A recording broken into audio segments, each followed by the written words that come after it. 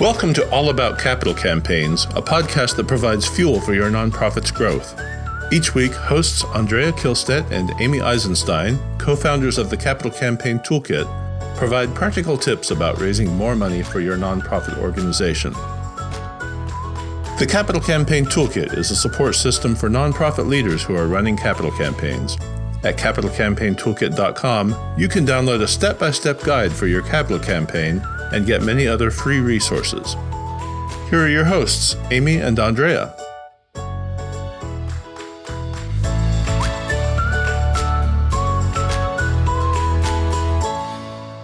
Andrea, today's official topic is 10 lessons learned after 2 years. Can you believe it is the 2-year anniversary of fundraising with COVID? I mean, it is really, really hard to believe, but we've identified 10 lessons learned that we're going to talk about. So I will kick us off. And the first one is hope for the best and prepare for the worst. And to me, that means having an A plan, which is really your vision. If you're thinking about doing a capital campaign, that's what you plan for. Hope for the best, but plan for the best, and also prepare for the worst. So you have B and C plans too, in case your A plan doesn't come through. It's not the end of the world. What's another one?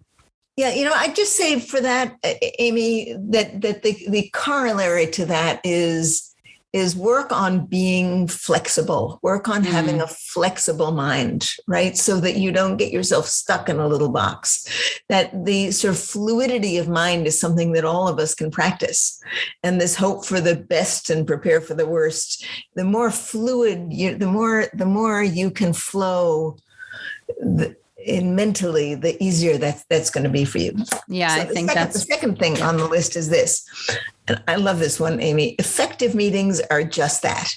Effective meetings are effective meetings, no matter how you have them. Right? And ineffective meetings are ineffective meetings. Right? That's right. How many lousy meetings have you been to in person, Amy? I mean, tons, right? Tons of them where you go and you sit and somebody lectures at you or talks to you and nobody has a chance to say anything. And eventually the meeting is over and then you leave and you feel lousy, right? That's a terrible meeting. Right. And you can do that in person or you can do it on Zoom. Right? It doesn't much matter.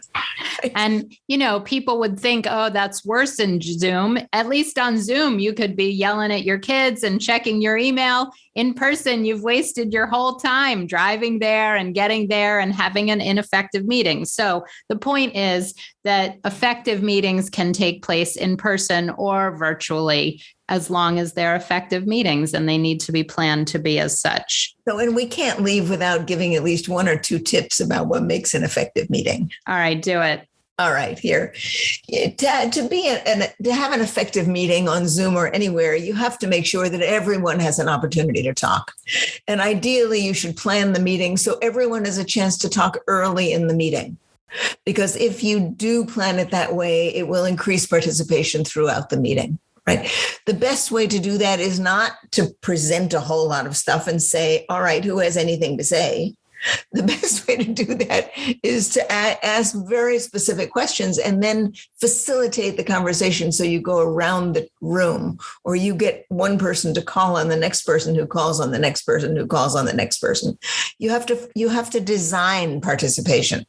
It's not just stopping and hoping people will say something. That's my biggest tip.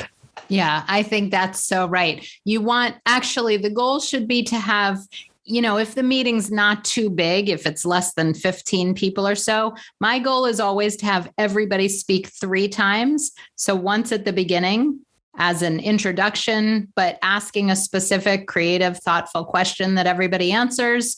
Then once in the middle that you're actually having a discussion and you want to hear from everybody. And then a final thought from everybody as well, so that everybody's paying attention and participating and feeling like there's a real reason for them to be there. I agree. No, just saying who has a thought, because then you get crickets, right? Right. All right. And that's what everyone's afraid of, right? That they're going to get crickets because they haven't thought to design it for something else. Okay. Yeah. 3. All right, so number 3 is action and adaptation reign supreme. And that means that you've got to take action. You can't have a wait and see attitude, right? At the beginning of COVID, lots of organizational leaders acted, right? They took action, they pivoted, they tried new things, they were on fire. And others really were totally frozen and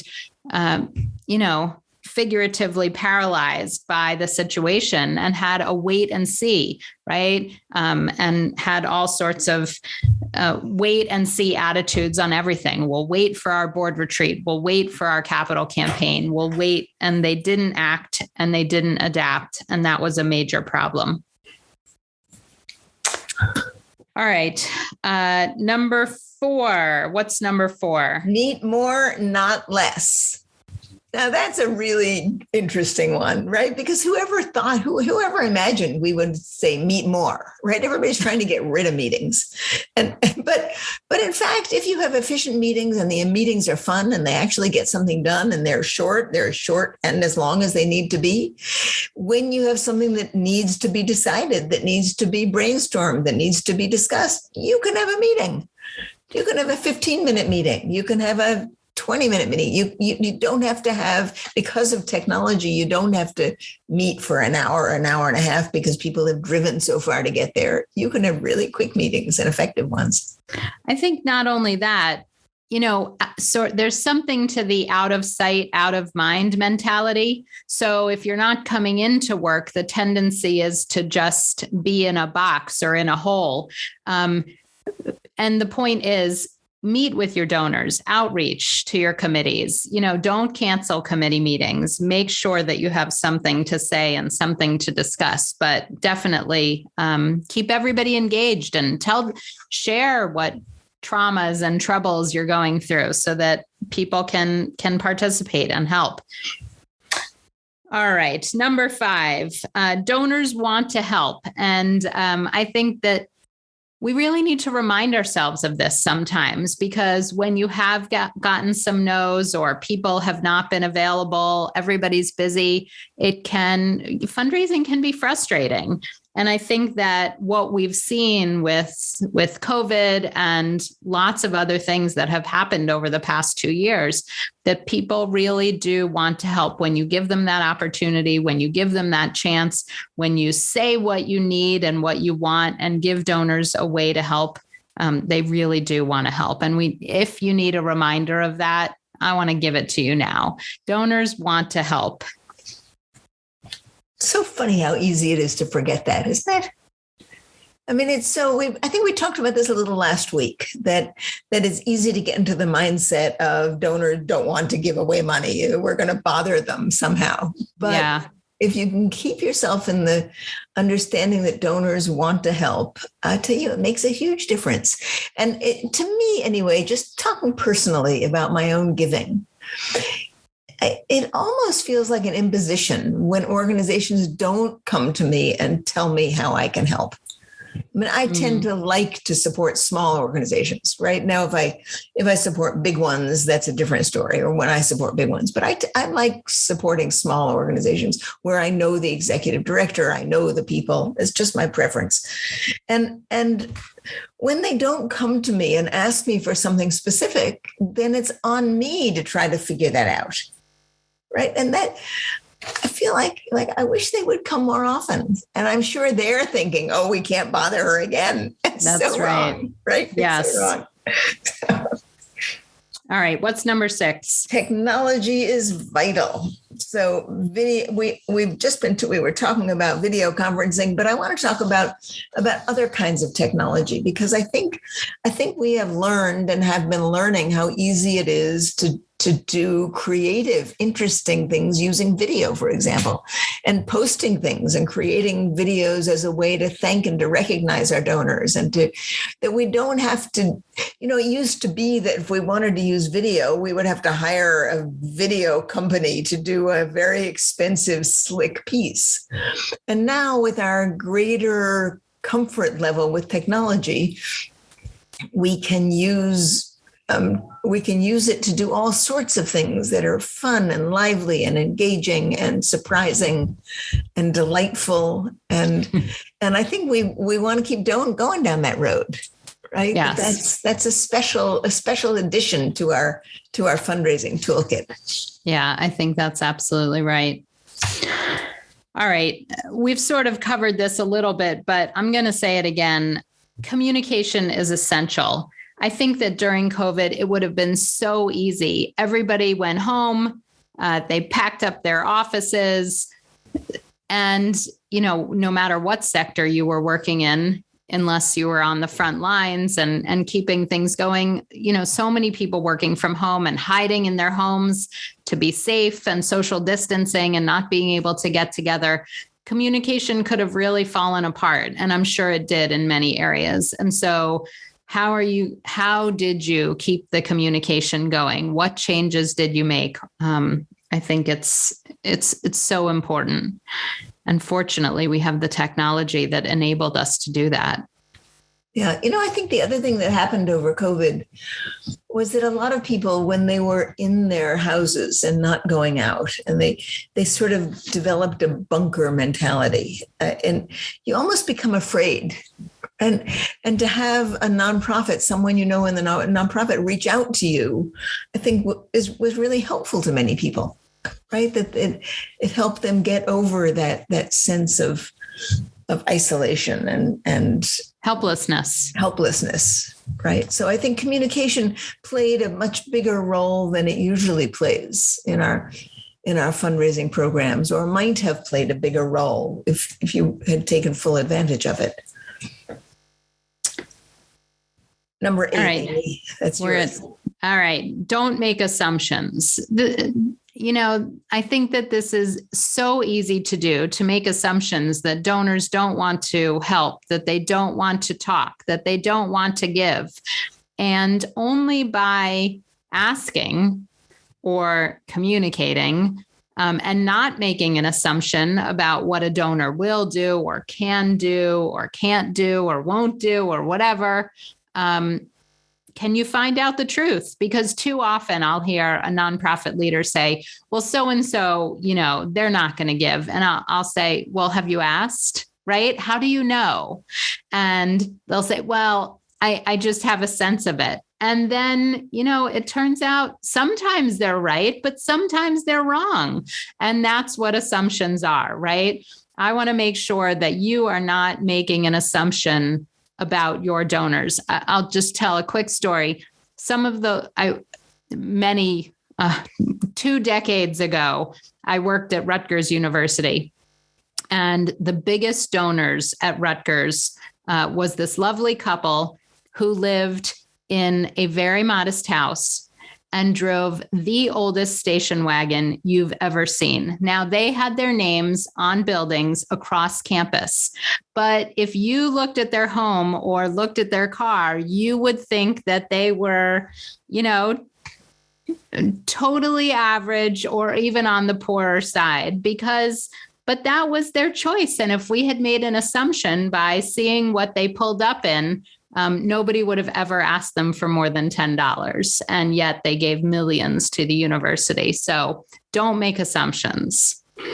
I guess that goes pre and post COVID too. But I just think I think in COVID, the assumption was everybody's having a hard time, which was true, but that doesn't preclude people from giving and being generous. And so the assumption was don't ask. At the beginning of COVID, so many organizations made the assumption it's not a good time for a campaign. It's not a good time to ask. And what we found was that simply was not true. Yeah, TJ has pointed out, and I totally agree, that another funny thing that happened, or I thought it was interesting with COVID, is that because people were in, they didn't spend money. So a lot of people had more money. In fact, nationally, savings account balances went up significantly, right? And people had money that they hadn't seen in their accounts for a whole long time. They canceled trips. They didn't go to theater. I mean, I live here in New York. My husband and I go to theater. When we go to theater, we go out to dinner. If I add that up over the course of a year, it's a pretty penny. It's right? Thousands of dollars. Any of that, it's thousands of dollars that all stayed in our bank accounts. Yeah. Right? And I wasn't alone. That happened a lot, that people all of a sudden had disposable income. And the organizations that just kept right on asking found that people gave more. All right, let's do two more, Andrea. What's number 9? Yes, number 9 is there is no right time. How about there is no wrong time, Amy? Yes, maybe it should have been there is no wrong time. Yeah. No, but seriously, people both of those things, right? This, this isn't the right time to start a campaign. This isn't the right time to ask a donor for money. What are the other issues with this is the wrong time? That's our fear speaking, that it's the wrong time, right? That's our anxiety. All the anxieties that come up. I don't care how long you're in this business. There's something in you that is likely to be anxious just before you meet with someone to ask them for money. It's just as human. I've very rarely met people who, if you really ask, if they really tell you the truth, they don't say, yeah, there's something that still gets anxious. So this is might be the wrong time is one of those anxiety, isn't it, Amy? It's one of those anxiety triggers I can't ask them now because of this or that or the other thing, right? So you just have to walk right through that anxiety. I mean, the question is, how do you cope with those anxiety blocks, yeah, right? All the things that are the reasons that you can't be asking for someone for something now. Yeah.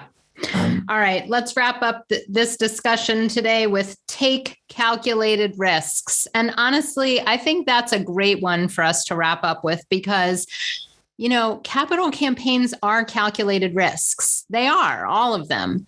They're big, huge fundraising endeavors, often much bigger than the organization has ever undertaken. But the best capital campaigns, nobody's winging it. It's calculated. They've researched, they've thought it through, they've made a plan, they've prepared.